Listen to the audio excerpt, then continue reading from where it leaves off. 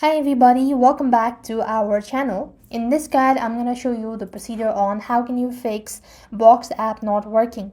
If the Box app isn't working, then what you want to do is, first of all, you could simply go ahead and select settings on your device, locate app from the list, go to Box, and make sure that the storage and cache are cleared.